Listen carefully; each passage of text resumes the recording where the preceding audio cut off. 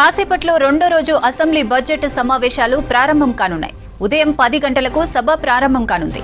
ఇవాళ గవర్నర్ ప్రసంగంపై ధన్యవాద తీర్మానం మీద చర్చ జరగనుంది. ఇక తెలంగాణ సమాచార కమిషన్ రిపోర్టులను అసెంబ్లీలో టేబుల్ చేయనున్నారు సీఎం రేవంత్ రెడ్డి. అటు Telangana trade promotion and corporation limited బిల్లును టేబుల్ చేయనున్నారు పరిశ్రమల శాఖ మంత్రి శ్రీధర్ బాబు.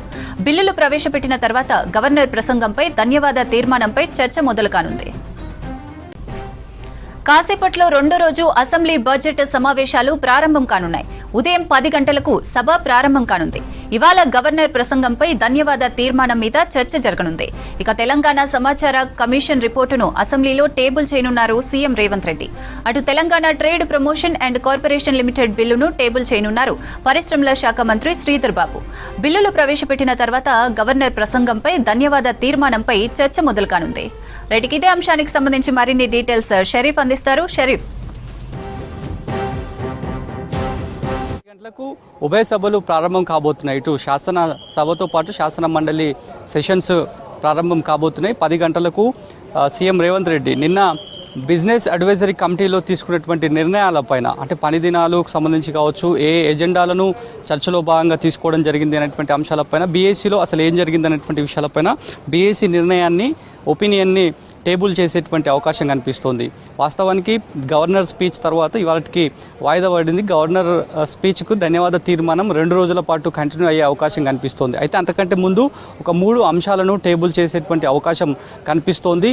ఈ మేరకు ఎజెండా రిపోర్ట్ని కూడా అసెంబ్లీ సెక్రటరీ రెడ్ల తిరుపతి నుంచి నిన్న ఈవినింగ్ జారీ అయినటువంటి పరిస్థితి. ఒకసారి బీఏసీ మీటింగ్ సంబంధించినటువంటి నిర్ణయాలను టేబుల్ చేయనున్నారు శాసనసభలో సీఎం రేవంత్ రెడ్డి. అట్లనే మీరు ఇందాక చెప్పినట్లు Sirisha, right to information act 2005 ప్రకారం 2015 నుండి 2023 వరకు సమాచార హక్కు సెక్షన్ 25(4) కాపీలను 25/4 కాపీలను శాసనసభలో టేబుల్ చేసేటువంటి పరిస్థితులున్నాయి. 2020-21 ఆర్థిక సంవత్సరానికి గాను తెలంగాణ వాణిజ్య ప్రోత్సాహక లిమిటెడ్ 8వ వార్షిక నివేదిక సభలో టేబుల్ చేస్తారు. ఈ 2 అంశాలు ఉన్నాయి. ఇక 2018-19 తెలంగాణ రాష్ట్ర చర్మ పరిశ్రమ అభివృద్ధి, అంటే లెదర్ ఇండస్ట్రీకి సంబంధించినటువంటి 4వ వార్షిక నివేదికను టేబుల్ చేయనున్నారు ఆ శాఖ మంత్రి శ్రీధర్ బాబు. అసెంబ్లీలో ఈ 3 అంశాలు టేబుల్ అయిన తర్వాత గవర్నర్ ప్రసంగానికి, నిన్న జరిగినటువంటి గవర్నర్ ప్రసంగానికి ధన్యవాద తీర్మానం ఉండేటువంటి అవకాశం కనిపిస్తోంది. నిన్న మొదటి రోజు గవర్నర్ ప్రసంగం ఉభయ సభలను ఉద్దేశించి మాట్లాడుతున్నటువంటి సమయంలోనే బీఆర్ఎస్ సంబంధించినటువంటి సభ్యులంతా కూడా అడ్డుకునే ప్రయత్నం చేశారు.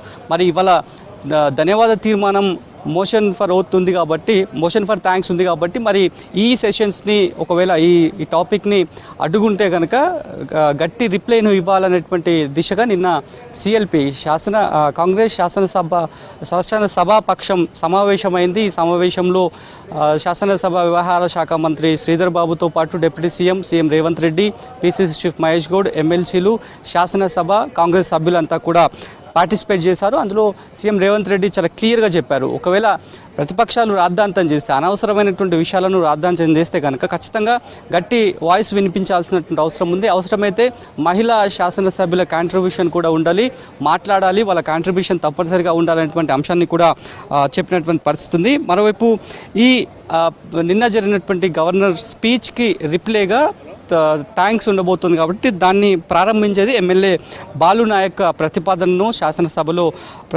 ప్రతిపాదించనున్నారు. ప్రభుత్వ విప్ ఆది శ్రీనివాసు ఈ ప్రతిపాదనను బలపరుస్తారు. ఇక శాసన మండలి విషయానికి వస్తే అక్కడ గవర్నర్ ధన్యవాద తీర్మానానికి ఆ ప్రతిపాదనను ఎమ్మెల్సీ మహేష్ కుమార్ గౌడ్, పీసీసీగా ఆయన ఉన్నారు, ఆయన బలపరుస్తారు, ఆయన ప్రతిపాదిస్తారు. ఎమ్మెల్సీ అద్దంకి దయాకర్ బలపరుస్తారు. ఈ రకంగా షెడ్యూల్ మనకు కనిపిస్తోంది.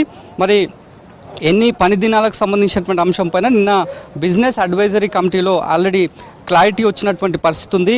30 తారీఖు వరకు, ఈ నెల 30 వరకు కూడా సమావేశాలు కంటిన్యూ చేయాలనేది కూడా ప్రస్తుతానికైతే ఈ మేరకు బీఏసీలో నిర్ణయం తీసుకున్నట్లు తెలుస్తోంది. నిన్న బీఏసీకి సంబంధించిన అంశంలో ఇటు సిపిఐతో పాటు ప్రతిపక్ష పార్టీ బీఆర్ఎస్ కూడా కొన్ని డిమాండ్లను ప్రస్తుతానికైతే బీఏసీ ముందు ఉంచినట్లుగా కూడా తెలుస్తుంది. మరోవైపు కొన్ని వాయిదా తీర్మానాలను కూడా సిపిఐ ముందు పెట్టింది. ఎందుకంటే రాష్ట్ర వ్యాప్తంగా ఉన్నటువంటి రిటైర్డ్ ఉద్యోగస్తులు ఎవరైతే ఉన్నారో వాళ్లకు వచ్చేటువంటి బెనిఫిట్స్ వ్యవహారంలో బెనిఫిట్స్ అందడం లేదు, ఎందుకు అందడం లేదు అనేటువంటి అంశాలపైన వాటిపైన వాయిదా తీర్మానాన్ని సిపిఐ అడిగింది. మరి హౌస్ కన్సిడర్ చేస్తుందా లేదా అనేది చూడాల్సినటువంటి అవసరం ఉంది. ఇక బీఆర్ఎస్ కూడా చాలా అంశాలు మొత్తం 19 అంశాలతో బీఆర్ఎస్ వాయిదా తీర్మానాన్ని ఇచ్చింది. మరి వాటిని హాల్ కన్సిడర్ చేస్తుందా, సభాపతి కన్సిడర్ చేస్తారా లేదా అనేది కూడా చూడాల్సినటువంటి అవసరం ఉంది. చాలా అంశాలు 19 అంశాలు చాలా అంశాలు ఉన్నాయి.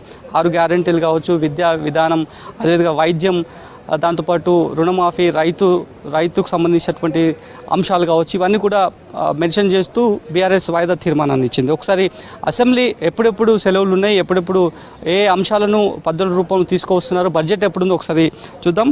19న గవర్నర్ స్పీచ్కి రిప్లై సీఎం రేవంత్ రెడ్డి ఉండబోతుంది. 18న ఉండబోతుంది. 19న ఉగాది సెలవు, 20న బడ్జెట్ని ప్రవేశపెట్టబోతున్నారు. 21న రంజాన్ పర్వదినం కావడంతో సెలవును ప్రకటించారు. 22న సండే యాజ్ యూజువల్గా, అంటే సండేను కూడా సభను నిర్వహించాలని బీఎస్సీలో నిర్ణయం తీసుకున్నప్పటికీ కూడా లాస్ట్ సండే మాత్రం, అంటే 30 వరకు సమావేశాలు జరుగుతాయి కాబట్టి 30 కంటే ముందు వచ్చేటువంటి సండే, లాస్ట్ సండే అవుతుందో అప్పుడు వర్కింగ్ డేగా కన్సిడర్ చేస్తాం, వర్కింగ్ డేని పెడతామని చెప్పి ఈ మేరకు నిర్ణయం తీసుకున్నట్లు కూడా తెలుస్తోంది. ఇక 23న బడ్జెట్పై చర్చ ఉంటుంది. 20న బడ్జెట్ ప్రవేశపెట్టిన తర్వాత ప్రతులన్నీ కూడా ప్రతిపక్ష పార్టీలకు ఇస్తారు. సో అక్కడ దానిపైన స్టడీ చేసిన తర్వాత స్టడీ కోసం టైంని ఇస్తారు కాబట్టి దాంట్లో భాగంగానే 23న బడ్జెట్పై చర్చ ఉంటుంది. 24న బడ్జెట్పై తుది చర్చ, అదే రోజు సీఎం రిప్లై ఉంటుంది బడ్జెట్ సంబంధించి. డిప్యూటీ సీఎం బడ్జెట్ని వివరిస్తారు, సీఎం రిప్లైగా 24న చెప్తారు. 25, 26 తేదీల్లో పద్దులు ఆమోదంపై చర్చ జరిగే అవకాశం ఉంది. 27న శ్రీరామనవమి ఉంది, ఆ రోజు మళ్ళీ సెలవు. ఇక ఈ నెల 30న అప్రోప్రియేషన్ బిల్లుపై చర్చ ఉండేటువంటి అవకాశం ఉంది. అవకాశం ఉంటే ప్రభుత్వ బిల్లులు, బిజినెస్కి సంబంధించినటువంటి అంశం పైన అవకాశం ఉంటే కొన్ని బిల్లులు కావచ్చు, ప్రభుత్వానికి సంబంధించినటువంటి అంశాలపైన స్పెషల్గా డిస్కషన్స్ ఉండేటువంటి అవకాశం ఉంది. ఇన్ కేస్ టైం ఉంటే కనుక అనేది ప్రస్తుతానికైతే ఇండెక్స్లో మెన్షన్ చేసినటువంటి పరిస్థితి.